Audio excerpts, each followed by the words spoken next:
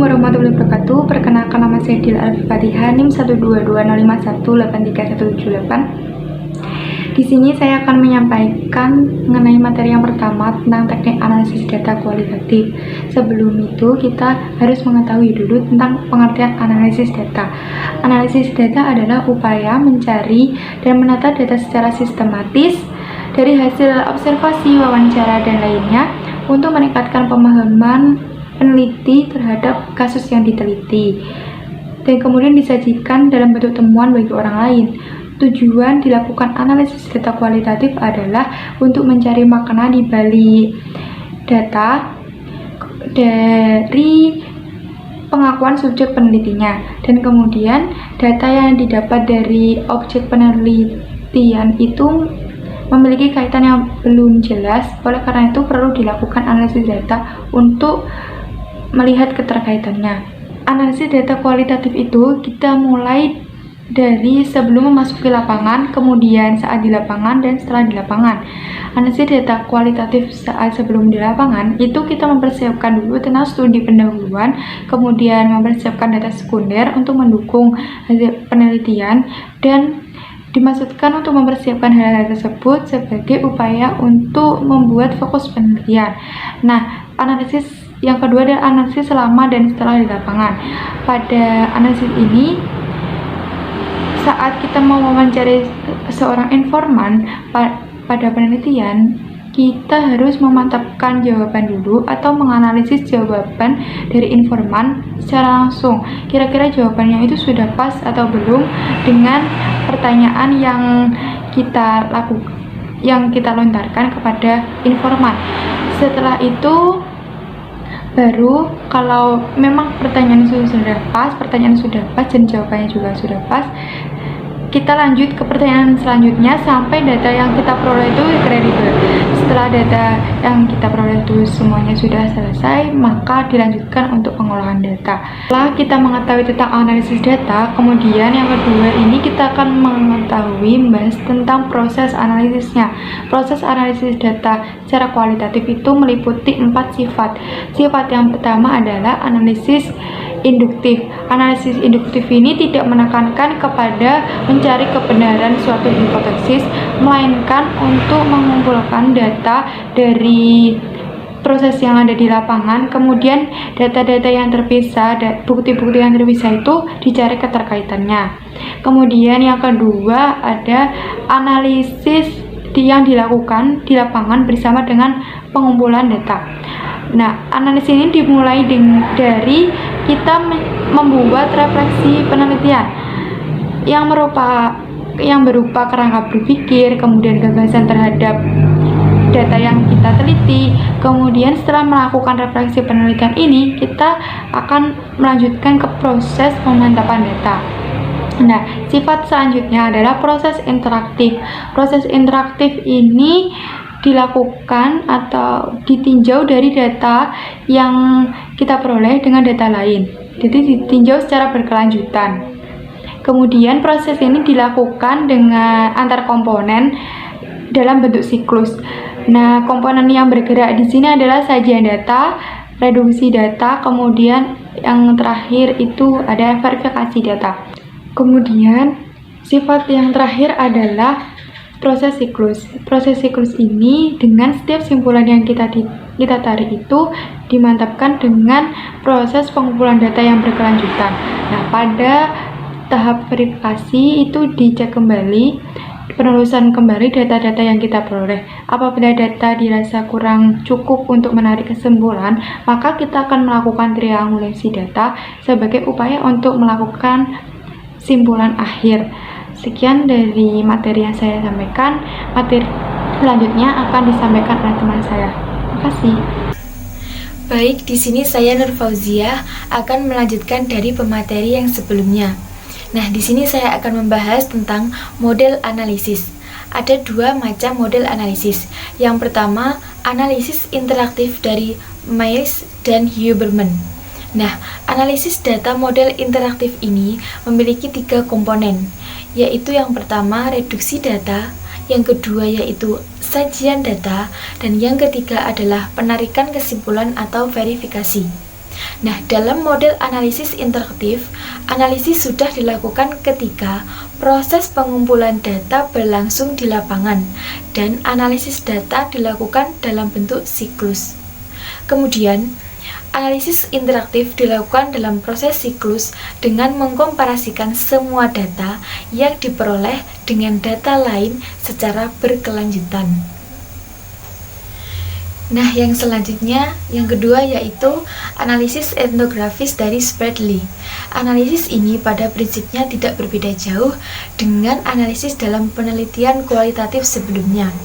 Nah, menurut Spradley, analisis dengan berbagai tipe pertanyaan sesungguhnya mempunyai satu tujuan yang sama, yaitu mengungkapkan sistem makna budaya yang digunakan oleh masyarakat. Nah, tahapan dalam analisis etnografis ini antara lain yang pertama, analisis domain, yang kedua, analisis taksonomi, dan yang ketiga, analisis komponen, dan yang keempat, yaitu analisis tema. Sekian presentasi dari saya. Materi selanjutnya akan dilanjutkan oleh teman saya. Assalamualaikum warahmatullahi wabarakatuh. Perkenalkan, nama saya Nur Widiana dengan absen 10, NIM 12205183015. Di sini saya akan melanjutkan presentasi yaitu mengenai uji keabsahan data kualitatif. Data yang kita peroleh dari lapangan merupakan data yang masih mentah. Maka kita harus melakukan uji keabsahan data agar data tersebut dapat kita pertanggungjawabkan nantinya.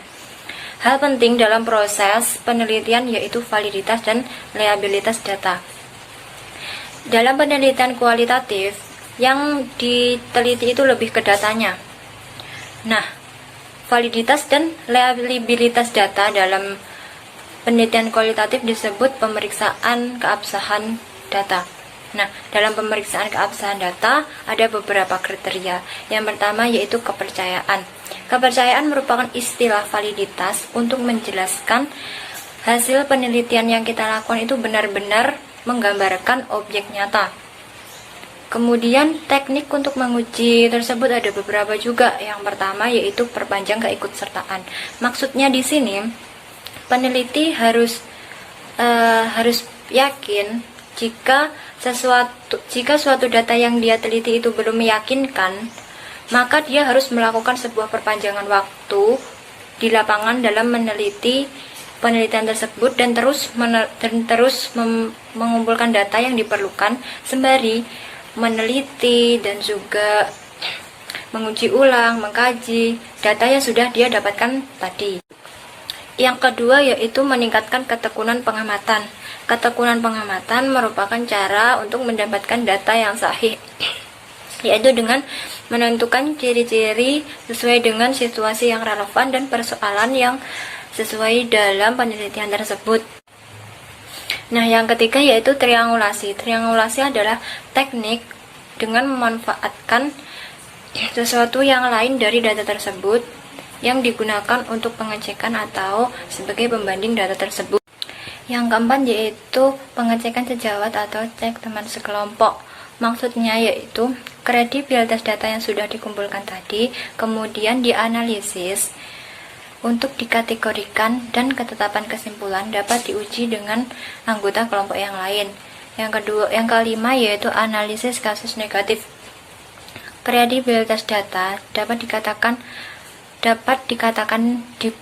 dipercaya apabila tidak ada hal-hal negatif baik dalam segi pengumpulan data, analisis, dan juga penetapan kesimpulan dalam penelitian.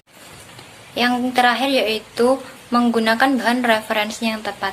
Nah, di sini kredibilitas data dapat dikatakan benar atau dapat dipercaya apabila menggunakan referensi-referensi yang tepat. Sekian presentasi dari saya, ada kurang lebihnya mohon maaf. Wassalamualaikum warahmatullahi wabarakatuh. Saya Linda Wahyu Apriliana, NIM 12205183179. Di sini saya akan melanjutkan penjelasan dari teman sebelumnya, yaitu mengenai uji keabsahan data kualitatif. Yang pertama yaitu kepercayaan, tadi sudah dijelaskan. Kemudian sekarang yang kedua yaitu keteralian atau transferability.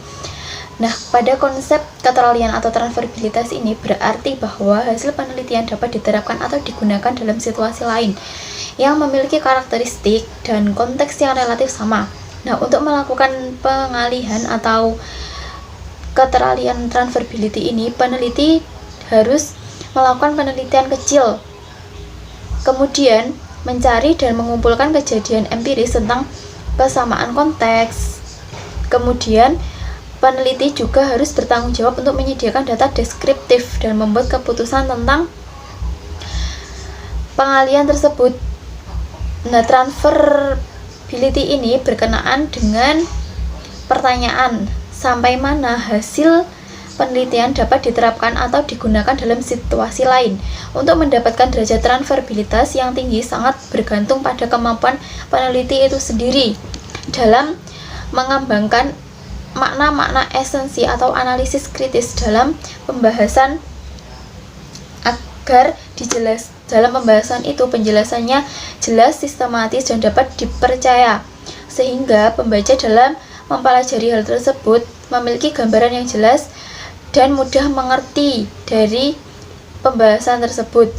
Jika pembaca sudah mudah mengerti, kemudian memiliki gambaran yang jelas, maka penelitian tersebut memiliki derajat transferability.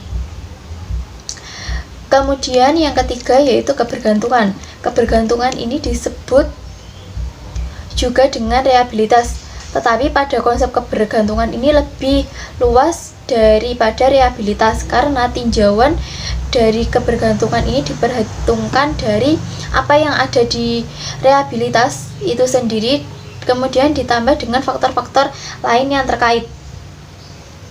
Pada pengujian kebergantungan ini dilakukan dengan cara melakukan audit terhadap keseluruhan proses penelitian dengan cara auditor yang independen atau pembimbing yang independen mengaudit keseluruhan aktivitas yang dilakukan oleh peneliti dalam melakukan penelitian, seperti bagaimana si peneliti tersebut menentukan masalah, kemudian terjun ke lapangannya itu seperti apa, dalam memilih sumber datanya itu bagaimana, dan melaksanakan analisis data itu seperti apa, dalam menguji keabsahan datanya itu seperti bagaimana, dan sampai pada pembuatan laporan hasilnya itu seperti apa.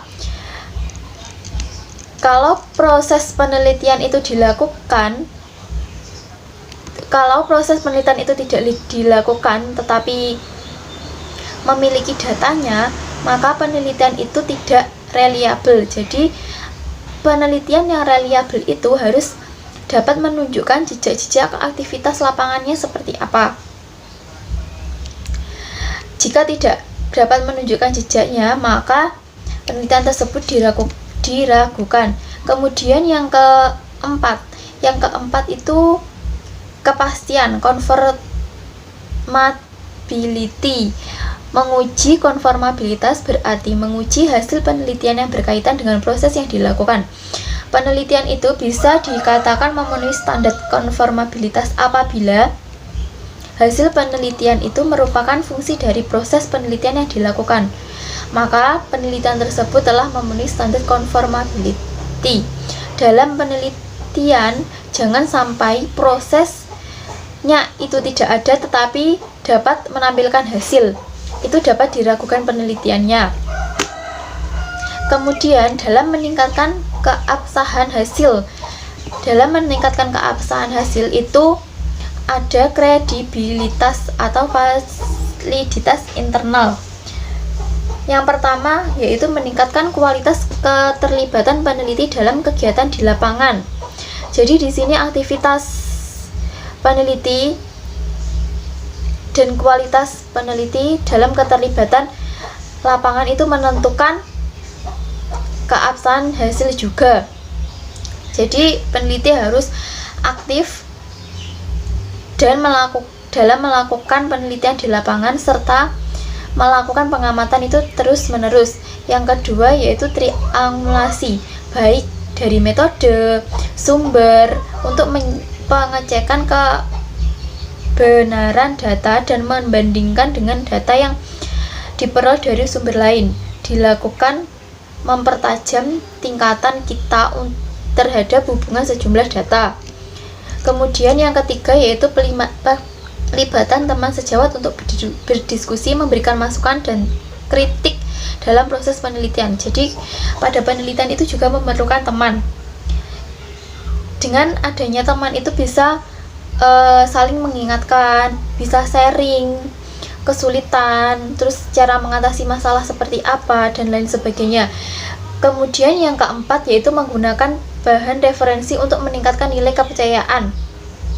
Jadi di sini peneliti juga harus mencari informasi atau sumber-sumber yang lain untuk menunjang penelitian tersebut. Kalau kita sudah mengetahui pengetahuan yang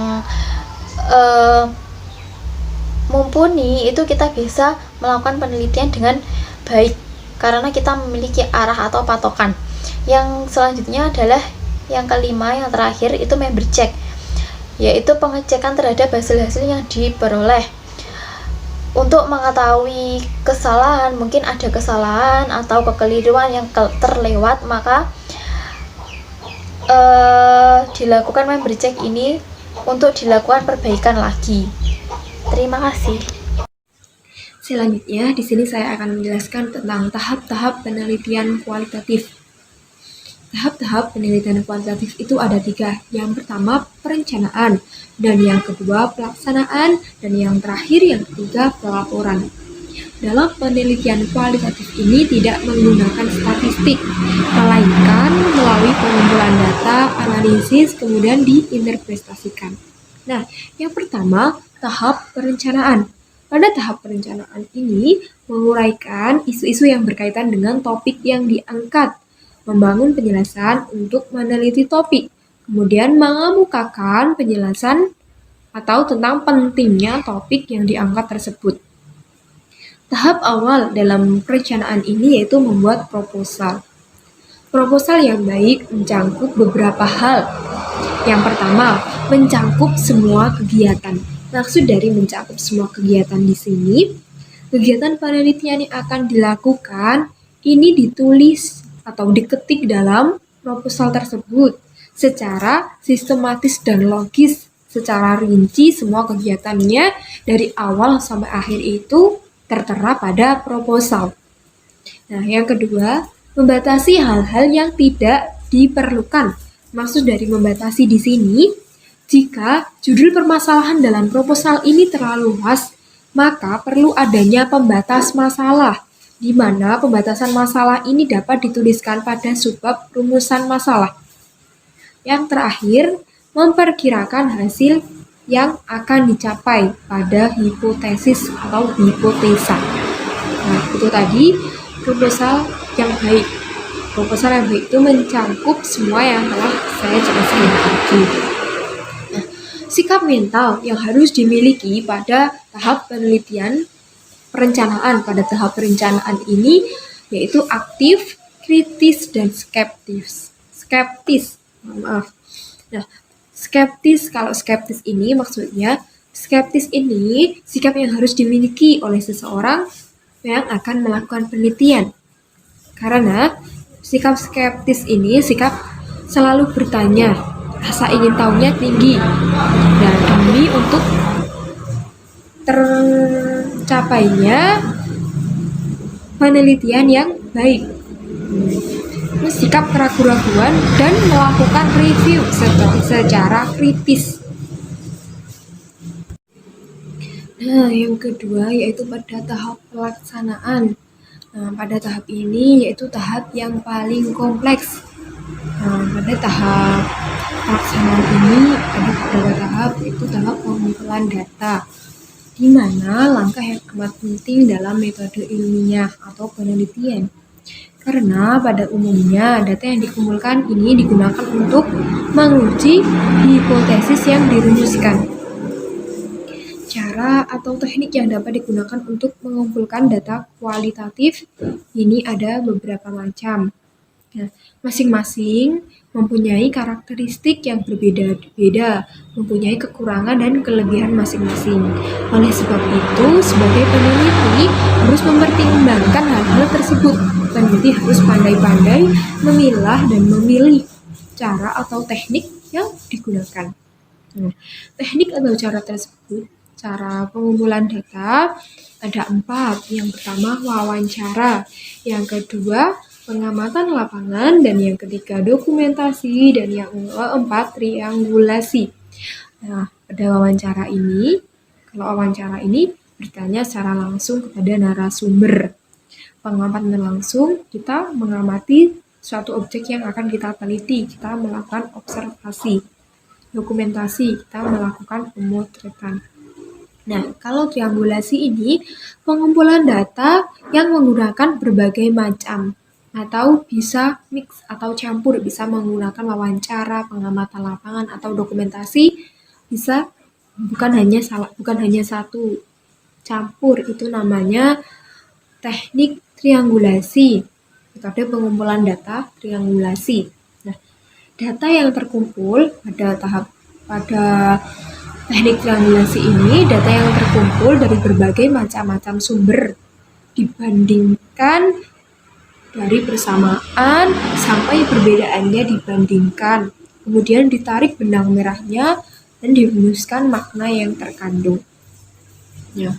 Selanjutnya dalam tahap pelaksanaan ini ada tahap pelaksanaan data.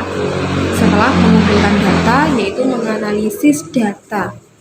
Nah, pada tahap ini mencangkup penguraian data, kemudian menyatukan kembali dalam bentuk yang ringkas, menampilkan data dalam bentuk tabel, gambar, figur, atau ringkasan. Kemudian memberikan penjelasan tentang kesimpulan dari data. Yang terakhir, penafsiran hasil atau kesimpulan dari pelaksanaan yang telah dilakukan. Nah, sikap yang harus dimiliki pada tahap pelaksanaan ini juga ada 2, pasif dan objektif. Maksud dari pasif di sini, peneliti itu tidak mempengaruhi responden, tidak mempengaruhi orang yang diwawancarai, narasumbernya. Terus pengisian kuesionernya itu juga harus tidak boleh mempengaruhi. Nah, yang kedua, objektif. Maksud dari objektif, data itu tidak boleh dirubah-rubah, harus asli dari responden. Selanjutnya akan dijelaskan oleh teman saya. Saya Rahma Dewi Fitriani dengan NIM 12205183307.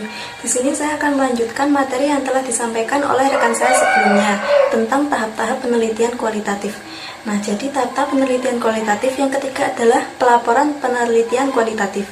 Pelaporan merupakan tahap akhir di dalam proses penelitian. Di dalam menulis laporan, kita harus memperhatikan siapa pembaca laporan kita, baik itu di dalam akademi, perusahaan, maupun masyarakat umum, semua mempunyai sistematika pelaporan yang berbeda-beda. Untuk format laporan penelitian, ada 3 bagian, yaitu bagian awal, bagian isi, dan bagian akhir. Bagian awal terdiri dari nomor 1, halaman judul. Pada halaman ini memiliki judul penelitian, laporan penelitian, ditujukan untuk siapa, identitas peneliti, periode penyusunan laporan. Halaman judul terdiri dari 2 halaman, luar dan dalam. Yang kedua adalah halaman pengesahan.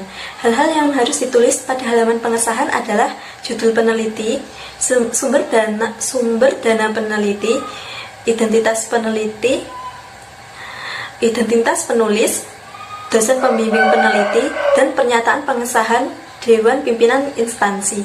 Yang ketiga adalah kata pengantar. Kata pengantar ini dibuat secara padat, lugas, informatif, dan mengena pada maksudnya. Yang keempat adalah daftar isi. Di dalam daftar isi ini memuat dari bagian awal, bagian isi, hingga bagian akhir. Yang kelima adalah daftar tabel. Daftar tabel ini memuat nomor urut, judul tabel, dan nomor halaman di mana tabel disajikan. Nomor 6 adalah daftar gambar. Daftar gambar ini berisikan nomor urut gambar, judul gambar, nomor halaman di mana gambar tersebut ditampilkan. Yang kedua adalah bagian isi. Bagian isi ini terdiri dari nomor bab 1 yang berisi pendahuluan, latar belakang masalah, identifikasi masalah, rumusan masalah, hasil penelitian, dan tujuan manfaat penelitian. Bab 2 ada landasan teori dan pengajuan hipotesis. Bab 3 metode penelitian. Bab 4 hasil penelitian dan pembahasan.